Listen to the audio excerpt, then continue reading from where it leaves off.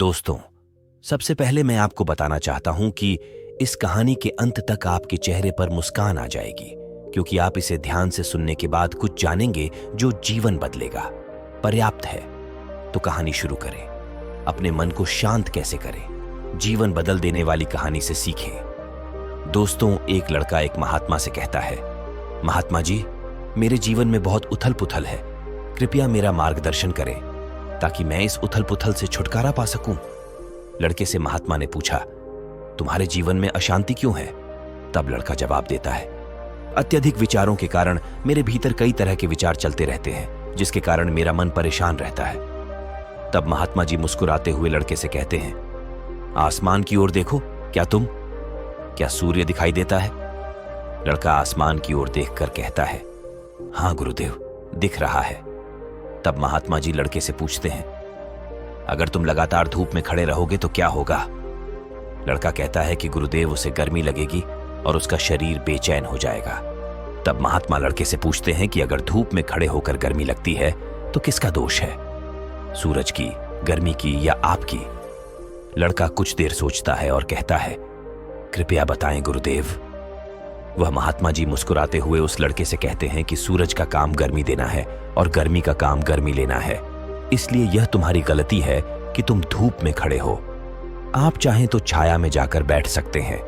हमारे मन का काम है आपको दिशा दिखाना और विचारों और भावनाओं की खिचड़ी पकाना। अब आप उस दिशा में आगे बढ़ना चाहेंगे या नहीं, ये सिर्फ आपके हाथ में है। ध्यान से देखें और समझें कि विचार और भावनाएं समस्या नहीं है, बल्कि आपका उनसे जुड़ा रहना समस्या है। कल्पना कीजिए कि आप धूप में खड़े हैं और चाह रहे हैं कि आपको गर्मी न लगे। क्या ऐसा संभव है? यदि आप गर्मी से बचना चाहते हैं तो क्या आपको अपना स्थान धूप से छाया में बदलना होगा? इंसान होने के 4 आयाम हैं। पहला तन, दूसरा मन, तीसरा बिल, चौथा बुद्धत्व। दोस्तों, बुद्धत्व यानी कि बुद्धि के परे की स्थिति है, उसे बुद्धत्व कहा जाता है। दूसरे और तीसरे आयामों में हमेशा उथल पुथल रहती है।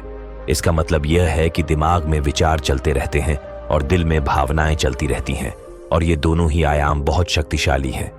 विचार क्षणिक होते हैं और भावनाएं लंबे समय तक। आप इसे ऐसे समझें जैसे कि कल जिसे खोने का डर था वह अब आपके साथ नहीं है, और आज आपको उसकी याद नहीं आती। कुछ समय तक हुई थी लेकिन अब नहीं हो रही है, क्योंकि भावनाओं को अलग होने में थोड़ा समय लगता है। विचार तुरंत बदल जाते हैं, जैसे आप अभी कुछ और सोच रहे हैं और कुछ समय बाद कुछ और सोचने लगते हैं। इन भावनाओं की वजह से आप किसी से प्यार करते हैं, लेकिन फिर यह प्यार नफरत में बदल जाता है और मित्र शत्रु बन जाता है। फिर वह लड़का उस गुरु से पूछता है कि फिर क्या करना चाहिए, अपने मन को शांत कैसे करे? फिर महात्मा उस लड़के से कहते हैं, तन के आयाम पर काम करना, और यह सबसे आसान तरीका है। हमारी ज्ञानेंद्रियां और कर्मेंद्रियां शरीर के स्तर पर हैं। ज्ञानेंद्रियां ज्ञान से जुड़ी हुई हैं और कर्मेंद्रियां कर्म से जुड़ी हुई हैं।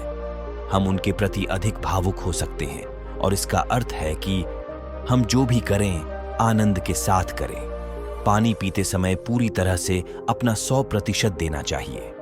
ऐसा करने से क्या होगा गुरुदेव? यह करने से आप मन और दिल के आयाम से शरीर के आयाम में आ जाएंगे, और यह बिल्कुल धूप से हटकर छांव में आ गया है। तुम्हारी जागरूकता तन पर आ गई है, हालांकि वह मन और हृदय के आयाम पर काम कर रहा है। जैसे जब आप सुबह उठते हैं तो सूरज की किरणों को महसूस करते हैं और हवा को महसूस करते हैं। अपनी आंखें बंद करके पक्षियों की आवाज सुने। शरीर के आयामों पर लगातार काम करते करते एक दिन आपको आश्चर्य होगा कि आप अपने कानों से पक्षियों की आवाजें तो सुन रहे हैं, लेकिन आपका मन शांत होता जा रहा है। आपने अपने मन पर कोई काम नहीं किया है, लेकिन फिर भी वह शांत हो रहा है। इसीलिए पहला उपाय तो यही है कि हर काम शरीर के आयामों के प्रति सचेत रहकर किया जाए, और दूसरा उपाय है अपने भीतर की ध्वनि को सुने। तब लड़का महात्मा जी से पूछता है कि गुरुदेव, अपनी अंतरात्मा की आवाज कैसे सुननी चाहिए? तब महात्मा जी उससे कहते हैं, किसी शांत जगह पर जाओ जहां कोई शोर न हो, और अपनी आंखें बंद कर लो और अपने अंदर की आवाज को सुनने की कोशिश करो। आश्चर्य की बात तो यह है कि वह आवाज कभी बंद नहीं होती और वह हमेशा जीवित रहता है। फिर लड़का पूछता है, तो फिर मुझे वो धुन अभी और इसी वक्त क्यों नहीं सुनाई दे रही? वे महात्मा कहते हैं कि बाहर के शोर के कारण तुम इसे सुन नहीं पाते। यदि आप अपनी आंतरिक आवाज को सुनना चाहते हैं तो अपने दोनों हाथों से अपने कानों को बंद करके सुनो। तुम देखोगे कि बिना किसी यंत्र के यह सुर बज रहा है। जब तुम इसे सुनोगे तो तुम्हारा मन और हृदय दुखी हो जाएगा और तुम्हारा मन शांत हो जाएगा।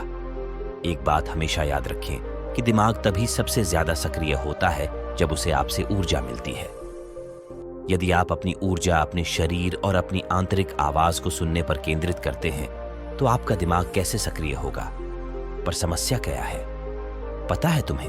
हम अपने विचारों से और अपनी भावनाओं से लड़ते रहते हैं और इसी में ही अपनी ऊर्जा को खत्म कर देते हैं। फिर हमें हर बार की तरह हमें अशांति घेर लेती है। इसीलिए अपने मन को शांत करने के लिए ये 2 काम करें। पहला उपाय है अपने मन के आयाम से हटकर अपने शरीर के आयाम पर आना और दूसरा उपाय है अपने भीतर की आवाज को सुनना। दोस्तों, वह लड़का तो महात्मा की बात समझ गया, लेकिन क्या आपको समझ आया?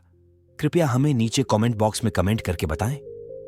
प्रिय, आज की यह कहानी कैसी लगी और इस कहानी से आपको और क्या सिखाया गया भी कमेंट करके हमें बताएं। साथ ही अगर आपको यह कहानी पसंद आई होगी और यह आपके लिए उपयोगी होगी तो इसे अपने दोस्तों से अवश्य बताएं।